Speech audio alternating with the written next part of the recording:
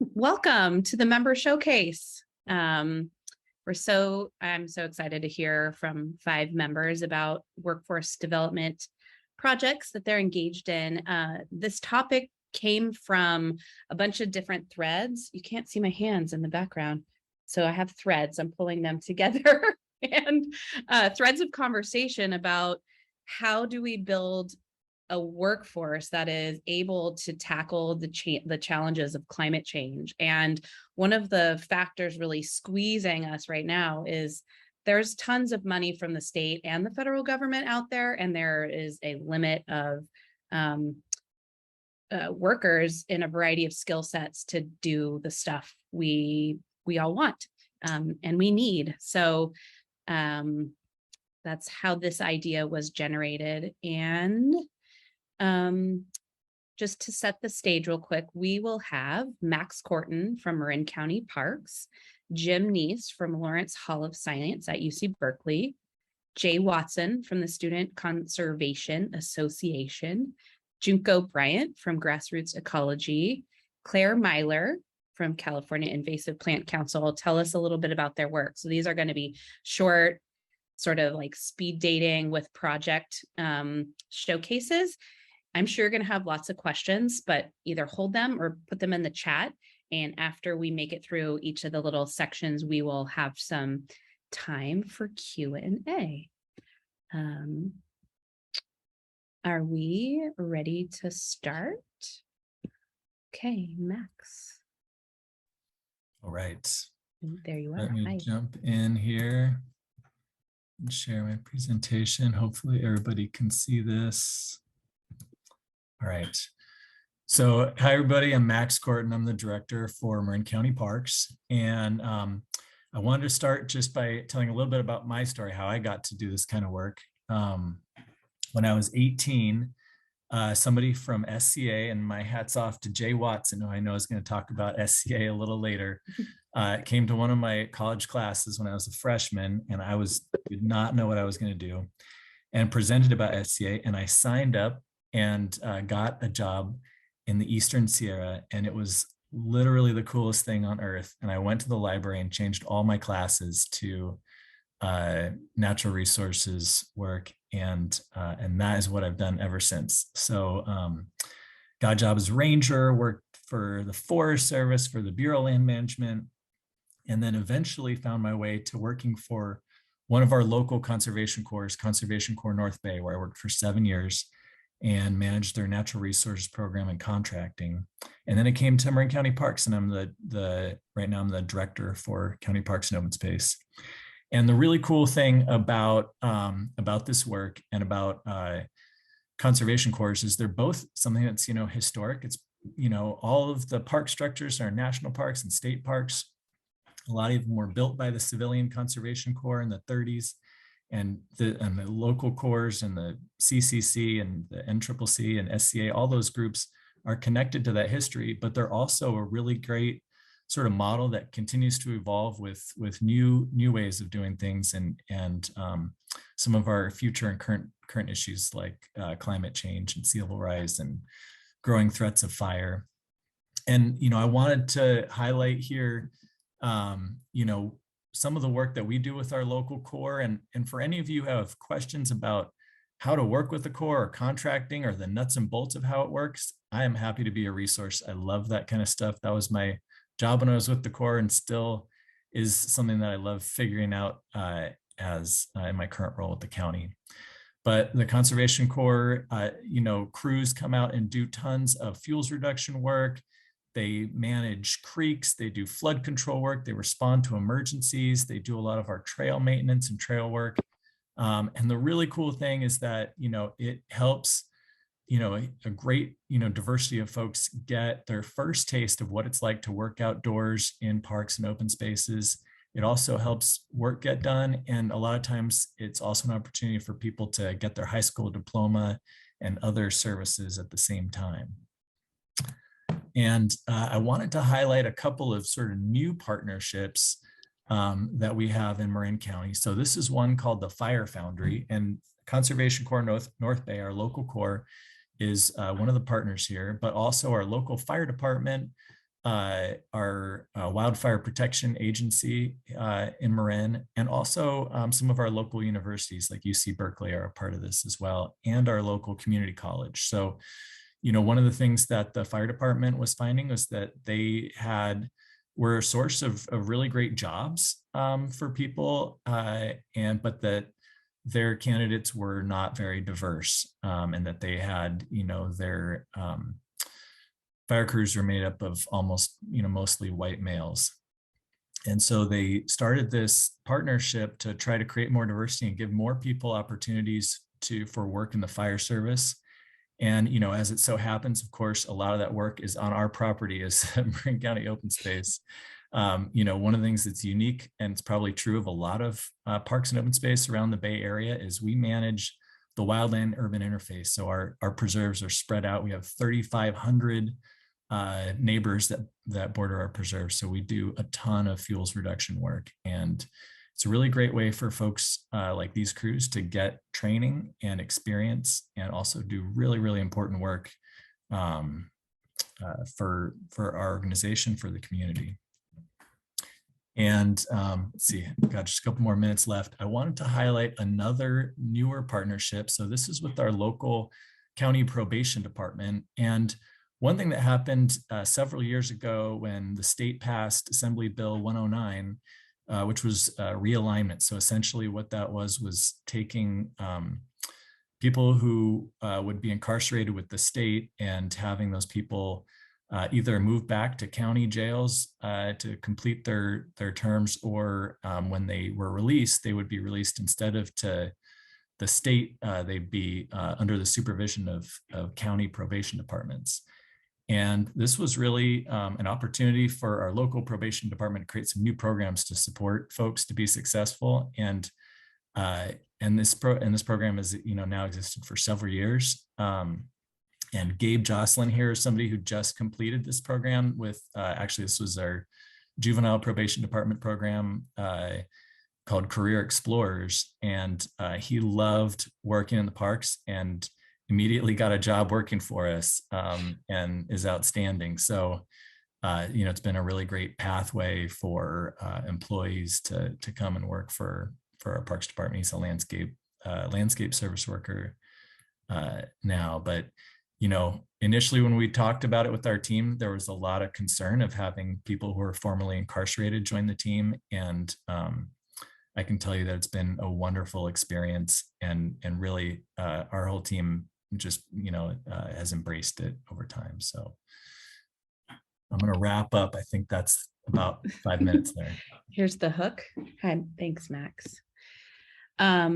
Maybe it's really no coincidence, but one of the moments in my career that cemented me in this work as a policy consultant and government affairs professional was being in the field with the North Bay Conservation Corps and witnessing the connection to the land by Corps members, and also the field school that was happening at the moment. It was a really beautiful moment. And I joked with the board recently that I have a fire in my belly for this work, and that kind of like fanned the flames for me. So thank you, Max. Next part of our showcase is Jim Neese. Jim Neese is with the Lawrence Hall of Science at UC Berkeley. Jimmy, there? Yes, I see you. Uh-oh, you're muted.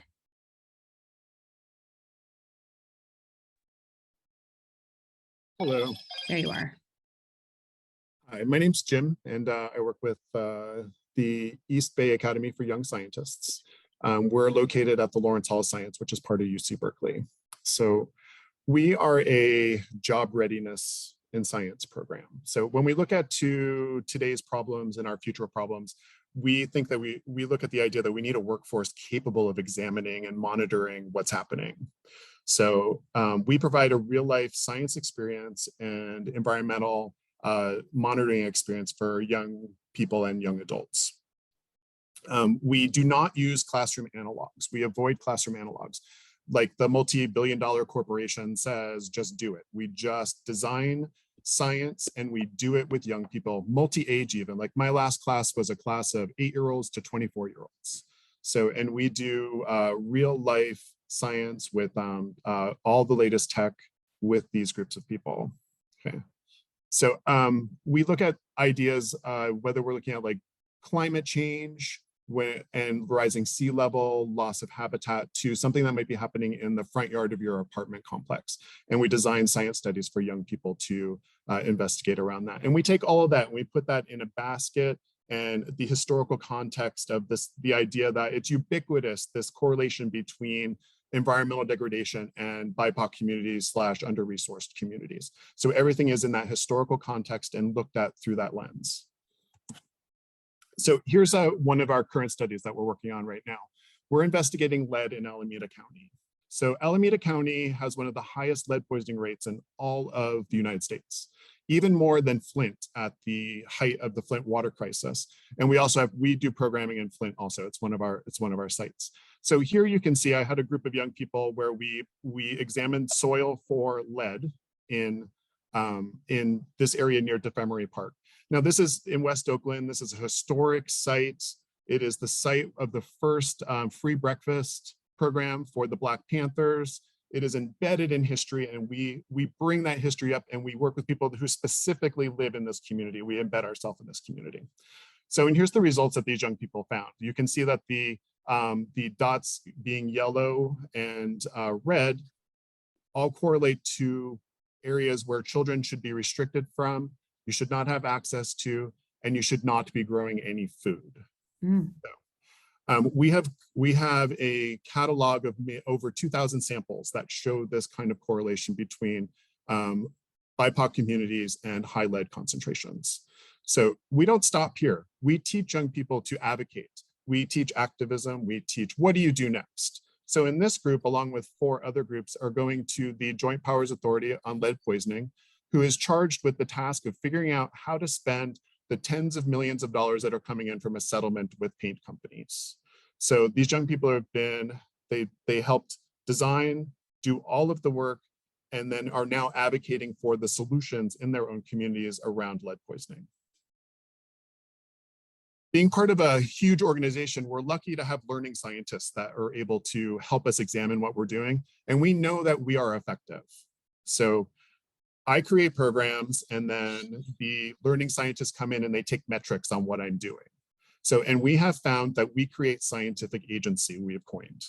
So this idea that young people can take science as a tool for themselves and feel comfortable in using it, and as a point of change making also.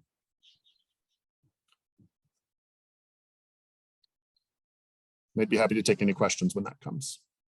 Okay, thank you. Thanks, Jim. Scientific agency, yeah, that is what am I saying? Converting science into action. I love that. I would have benefited from some of that learning myself. Instead, I can turn relationships into action. Okay, thank you. So the next person on our showcase and organization is Jay Watson from the Student Conservation Association. Jay is on stage here. Jay, can you unmute yourself? Yes. Okay, can everyone see my screen? I had lots of problems earlier, but we're good? We are good. All right. So the Student Conservation Association, it's a almost 65-year-old national organization, and obviously everyone's heard of the California Conservation Corps and other corps in the Bay Area. We're, in the simplest description, a national conservation corps. With some real differences. We work both with youth, high school age, and young adults of college age, and we work. Some people say we're a national organization working regionally and even locally, because that's what we do. We have hundreds and hundreds of agency partners around the country, and in the Bay Area, a good handful, and certainly dozens upon dozens throughout California. Our principal programs are youth crews and internships actually youth crews for at the high school age level, and then internships and teams, crews for young adults, and they're kind of freestanding self-supervised teams. Interns are supervised by their agency host, and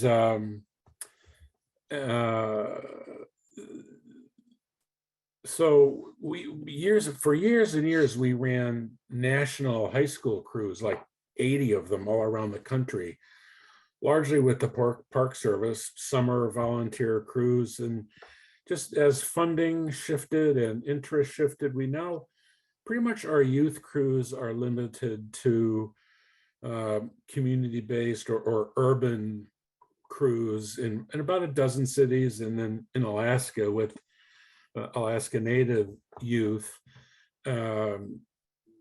We changed the whole structure where they're paid minimum wage.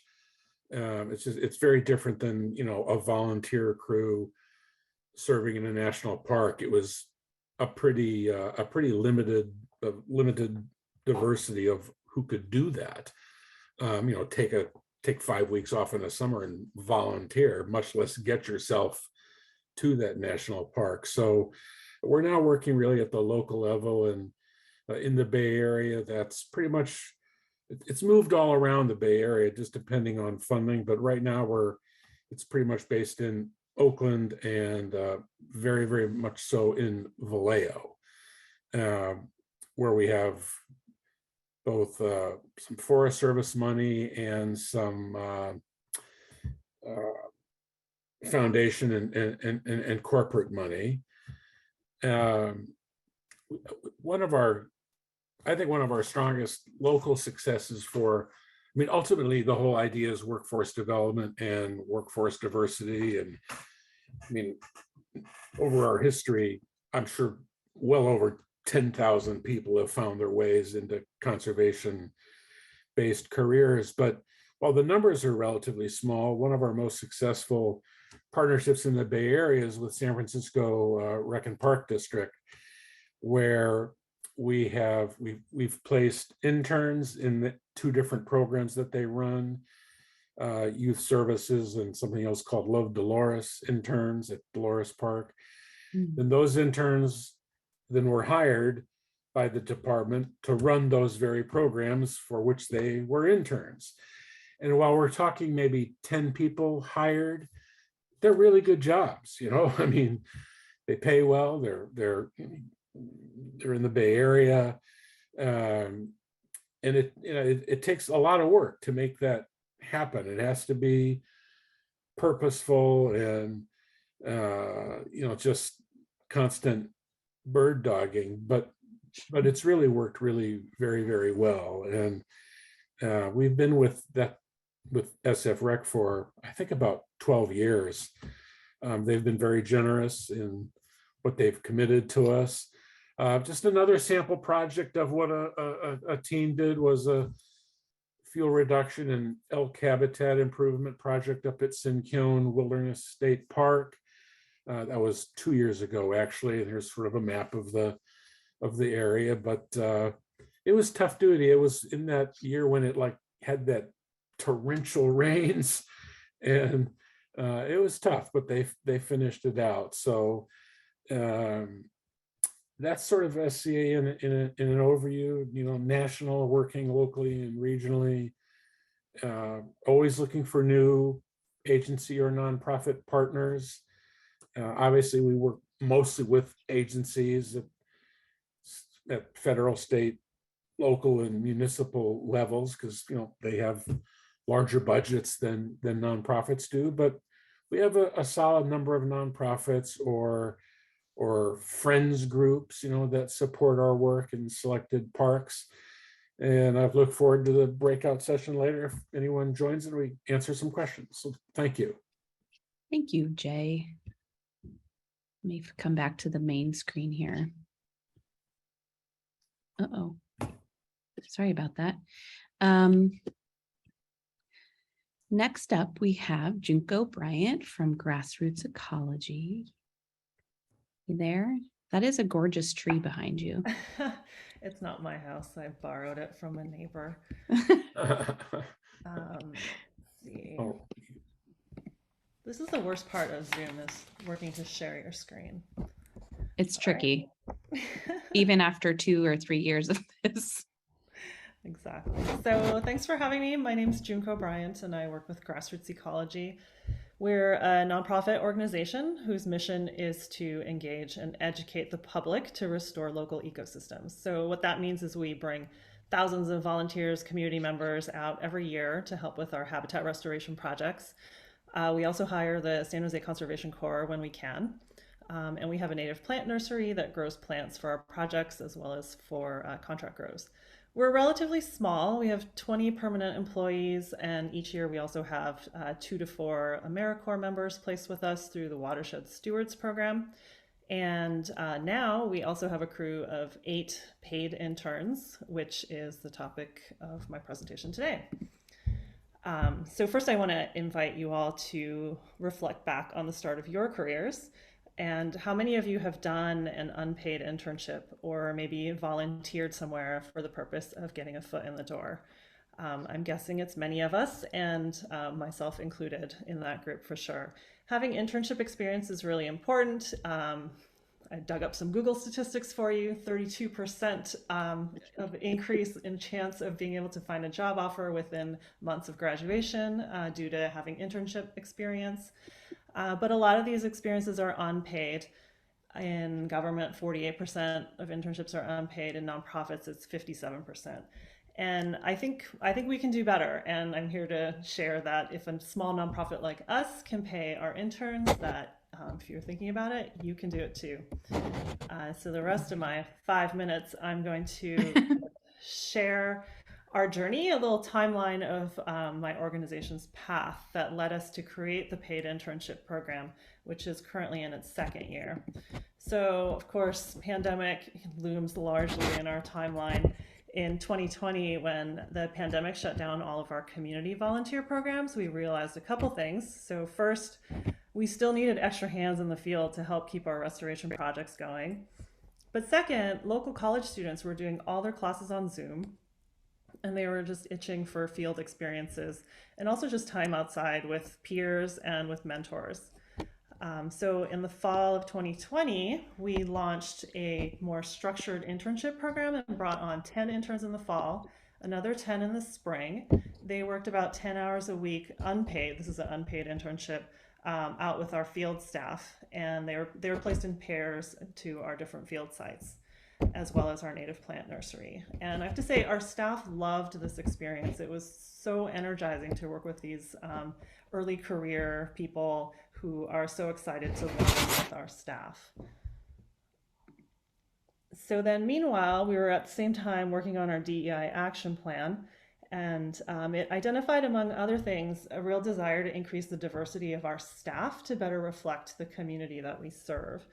And when we look at our staff, many of us came through pipelines such as our AmeriCorps program, the Watershed Stewards program that we work with a lot, and also our volunteer network. And these are all fantastic people, but we also recognize that it's a population that could either afford to volunteer, could afford to spend 10 months on an AmeriCorps stipended position.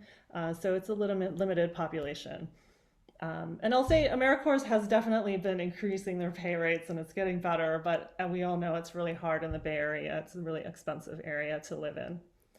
So through the DEI planning process, we decided one thing that we really wanted to do was try to find a way to pay our interns. But how are we going to do that? We're a small nonprofit. We have limited resources.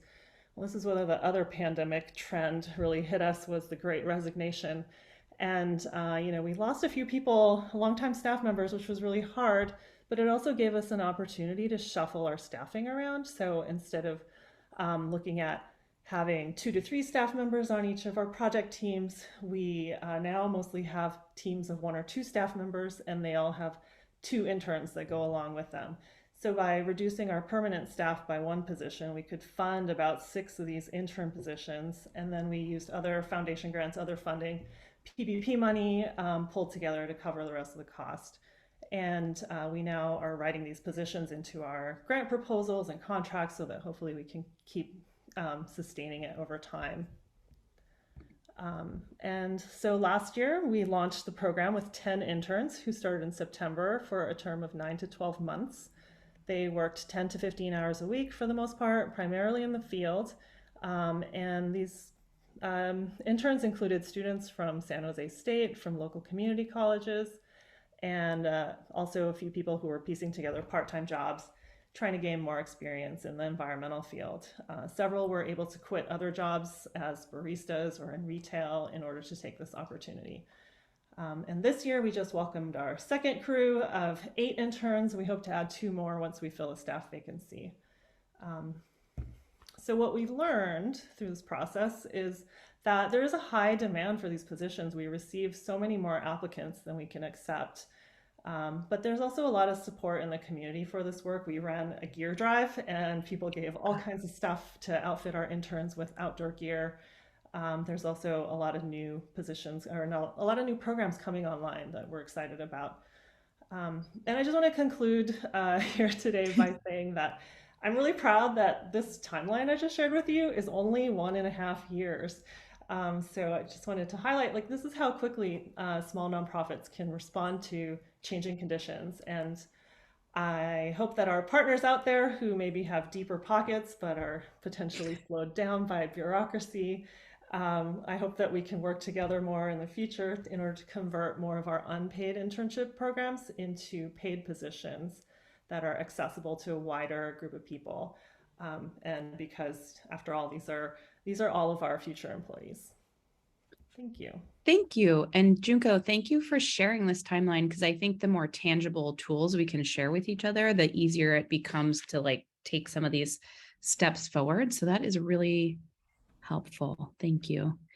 And I'll just add that I know at the in the policy world, there has been a large push both at the federal level and the state level to pay interns for the very meaningful work they contribute to. All sorts of good stuff. Okay, lastly and not leastly, we are going to close up or wrap up the showcase presentation part of this afternoon with Claire Myler from California Invasive Plant Council, and she is supported by Doug Johnson and Stephen Addison, who she can speak more about. Hi, Claire. Hi. Thanks for having us. Let's see. So thank you. Okay. So I am from the California Invasive Plant Council, as mentioned, and sharing information within the land management community is a central goal of our organization. And Conservation Corps are amazing organizations. They provide job training for young adults. They contribute to greening their communities. And over the last several years, we've been working with 3 core groups in the Bay Area to provide training. So Oakland Civic Corps, San Jose Conservation Corps and Charter School, and North Bay Conservation Corps. And our approach is to serve as the networking agency that connects crews with experts in the field. So our trainers come from partnering organizations in local municipalities, parks, nonprofits, and independent contractors. We started with trainings to Corps members to provide a general introduction to ecology, biodiversity, basic plant ID, and invasive plant management. It's a lot to fit into often 1 day or 2 half days, but our goal is to give the crews a better understanding of why they do the work they do and how important it is to the health of our environment.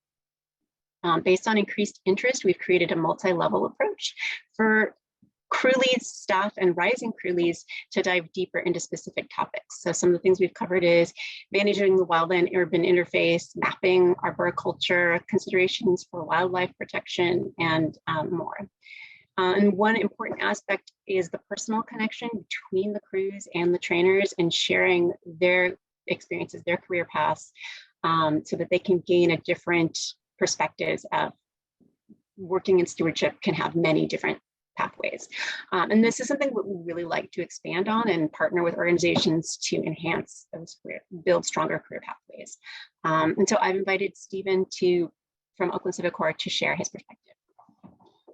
Good afternoon, everybody. As I'm Stephen Addison, and I just want to thank Max. He did a really good job describing conservation corps. Thank you, Max.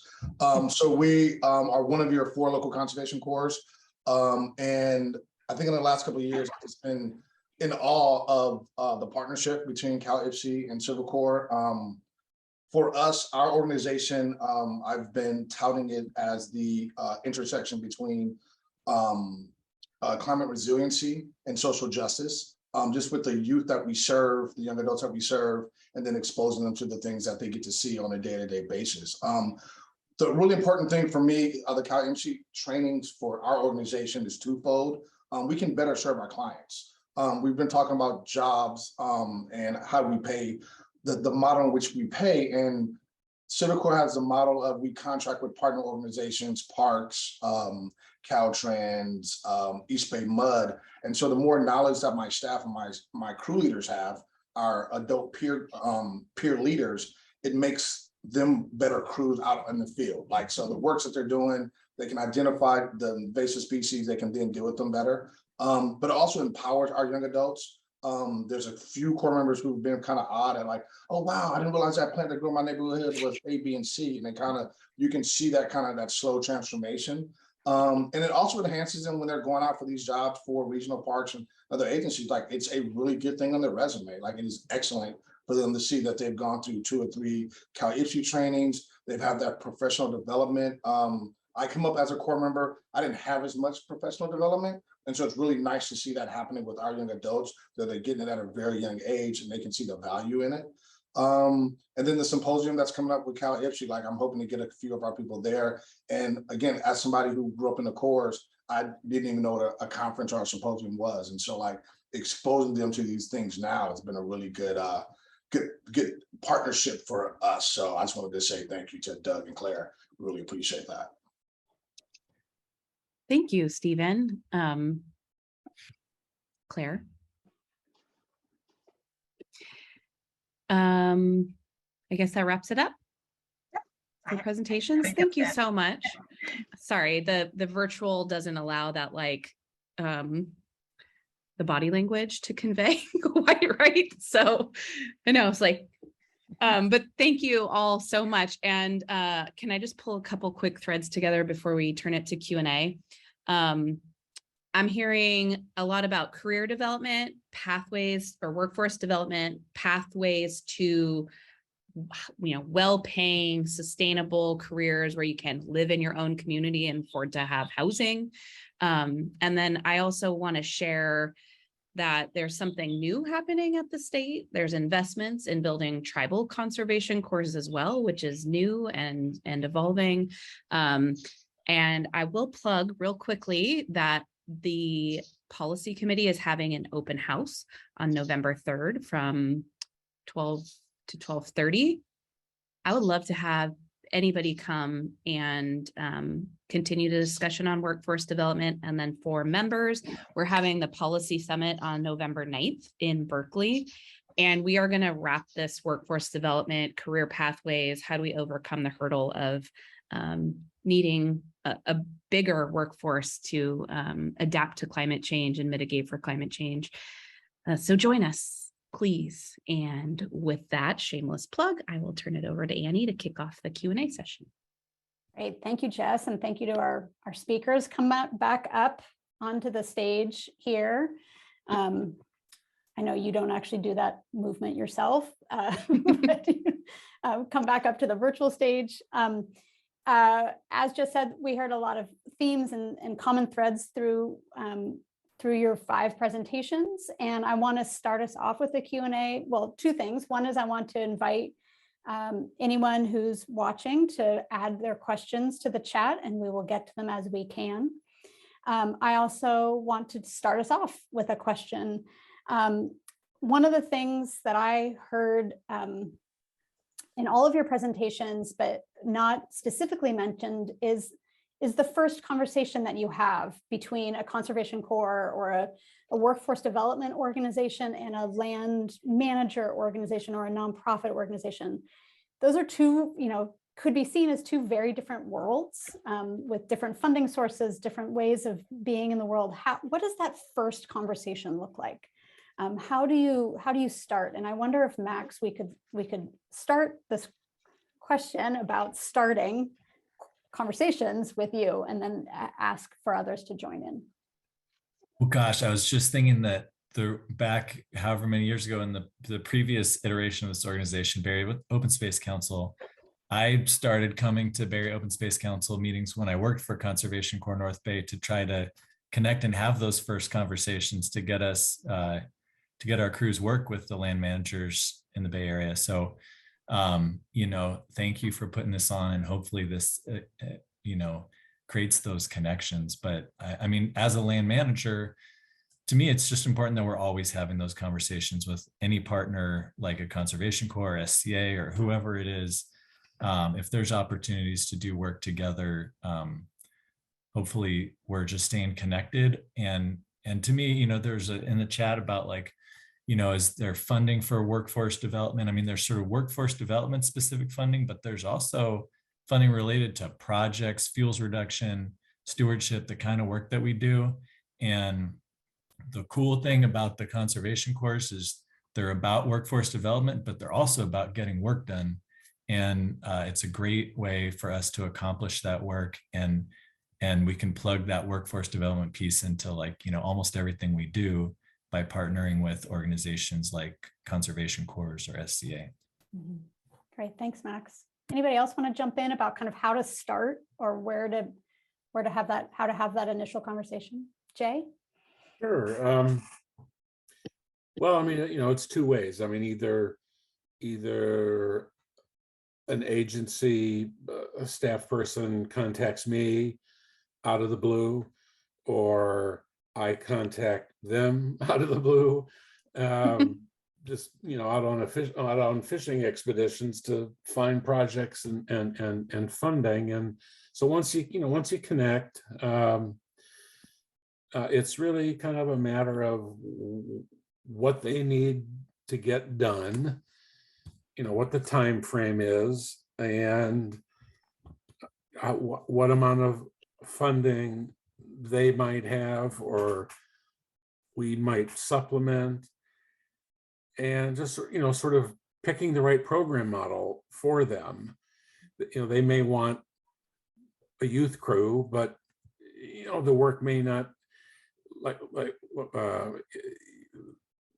the work may, like fuels work, we don't have youth crews. They'll do fuel work, but we don't allow under 18s to run chainsaws. So you just have to find the right program model and come to an agreement, and then mutually overcome the inherent bureaucracy to actually make it happen. And that can be mind-numbing at times. So I'm sure we all know that. But really, it's communication and just talking things through. And relationship building, I think it sounds. Oh, well, absolutely. Yeah. Stephen, if I'm going to put you on the spot a little bit as somebody here from the Civic Corps, is there something that you pay attention to in those initial conversations, or that is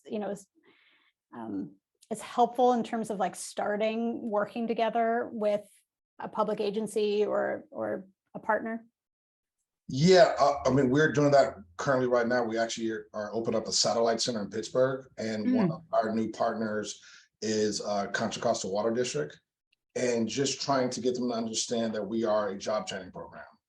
Like a lot of our young adults, this is their first or maybe even second job. And so like a lot of skills we're trying to instill in them, they're going to see some things happen that we're trying to correct and trying to reinforce like good job habits. And just one of this conversation and just being open about what we can and cannot do, I think it's helped us. Like I don't overpromise. I don't undersell either, but I won't overpromise just to make us look good. And I've got myself some pickles for not overselling, but I feel like when you're working with the crew day in and day out, like it is important for people to know what your limitations are.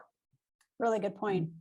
Generally speaking, and for this, getting into relationships, into agreements and contracts where expectations about behavior, outcomes is really key. I see it. Annie, can I Yeah. share something real quick? So in terms Absolutely. of partnership development, a lot of state funding programs give priority to projects that engage local conservation corps or state conservation corps or similar groups. So often what I saw was those kind of partnerships occurring sort of last minute, but the earlier you can engage groups in project development and project implementation, the more functional the partnerships would be. So I'll add that. And sometimes we can come with money. I mean, there's a lot of state and federal money that we are going after. And sometimes we will call up a potential partner or somebody we really want to work with, and they might not be able to meet our budgetary needs, but we'll go like, hey, we can bring in this X amount of money. And so a lot of conservation corps, I know they're always looking for money and trying to like fit certain niches. So Thanks. Money's always good. Yeah, we've written Yep. some.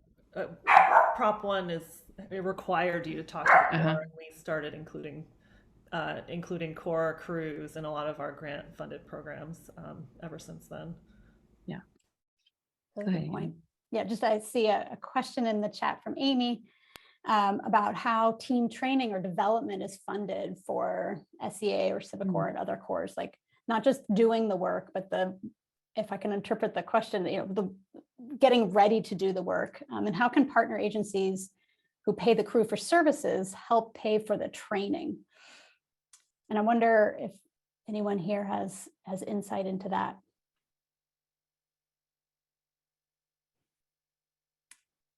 Can I answer? Jay. Sure, go ahead, Jay. Yeah, training is integral to every team that we place in the field.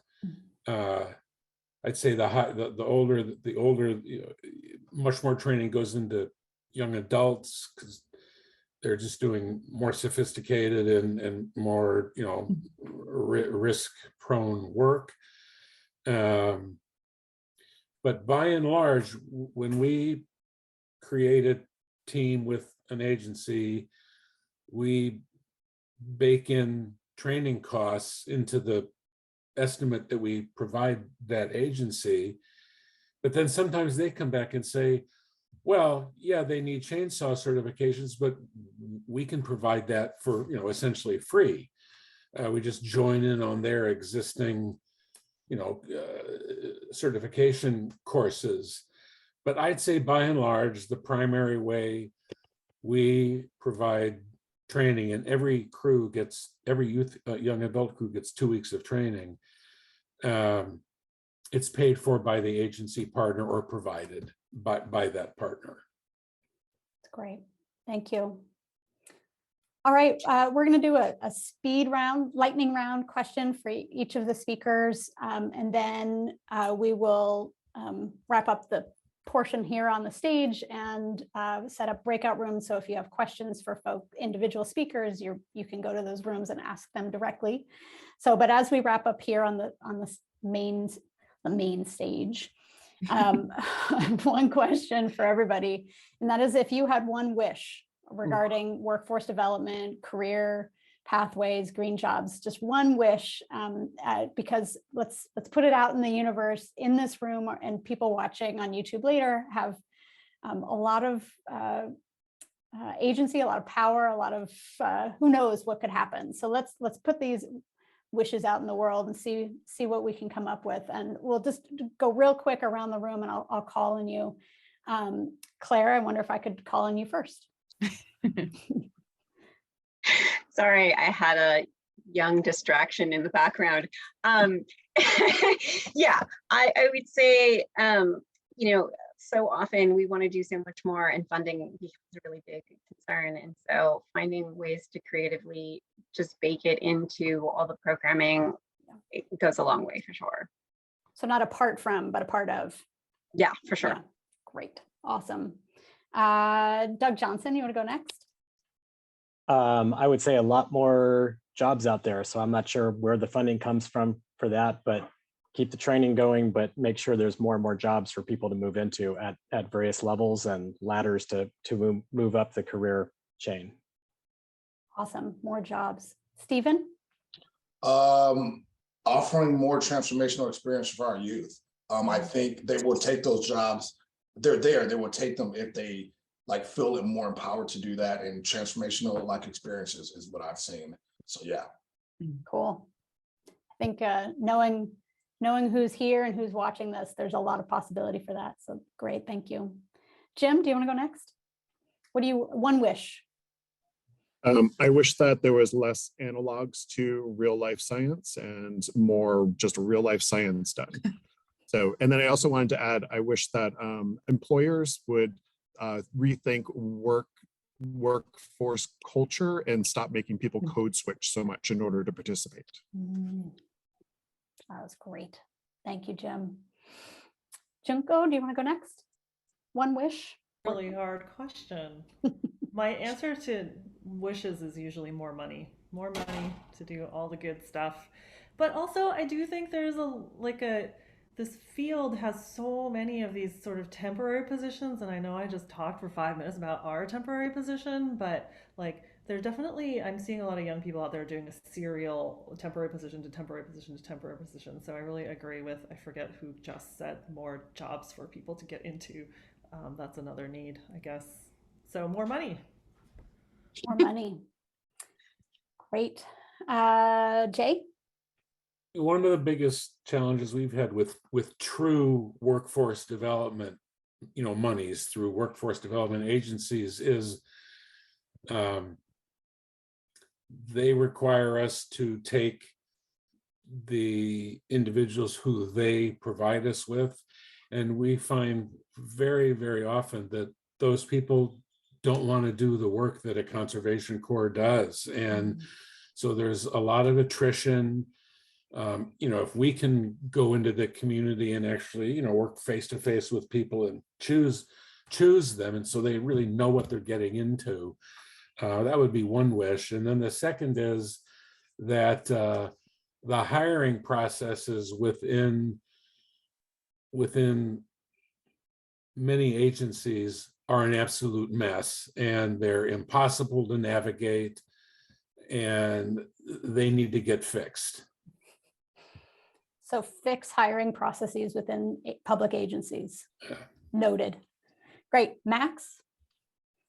Man, yeah, I feel like on this theme, I'm always blown away by how few folks from conservation corps we actually get applying for our jobs that we, and I think partly it's a strong job market. You could get a job at Home Depot that pays better than working for the county or whatever. So, right. And, if you've put your time in outside building trails or whatever, it's hard work and dirty.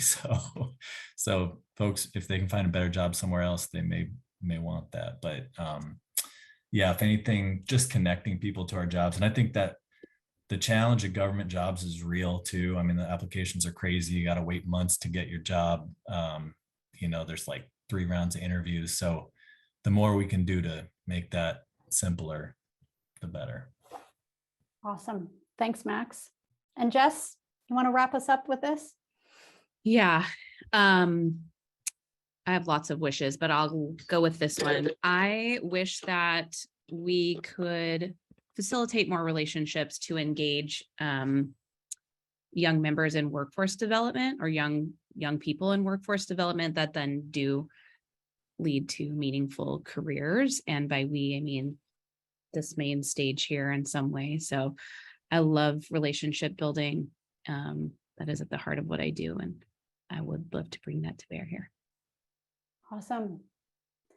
The wishes have been sent out into the universe, and thank you all for sharing that as a way to end thinking about what's possible and what we can do together.